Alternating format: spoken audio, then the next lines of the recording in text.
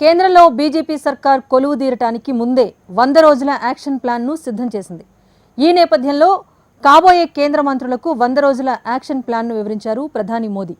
Action plan అమలు కోసం 10 మంది కేంద్ర కార్యదర్శులతో ప్రత్యేక గ్రూప్ ఏర్పాటు చేశారు. ఈ సందర్భంగా యాక్షన్ ప్లాన్లో కీలక అంశాలను పొందుపరిచారు. ఒకే దేశం ఒకే ఎన్నిక ఒకే ఓటర్ జాబితా అమలుపై చర్చ చేయబోతున్నారు. యూపీఎస్సీ సిలబస్ పరీక్ష విధానం మార్పు, సివిల్ సర్వెంట్స్కు పనితీరు ఆధారంగా రేటింగ్ ఇచ్చే అంశంపైన చర్చిస్తారు. 10,000 కోట్ల రూపాయల వ్యయంతో తయారీ, సేవల రంగ విస్తరణ కోసం 10 కొత్త సిటీలను ఏర్పాటు చేయనున్నారు. అటు హోమ్ లోన్ పైన వడ్డీతో కూడిన రాయితీ అందించే అంశంపైన ఫోకస్ పెట్టబోతున్నారు.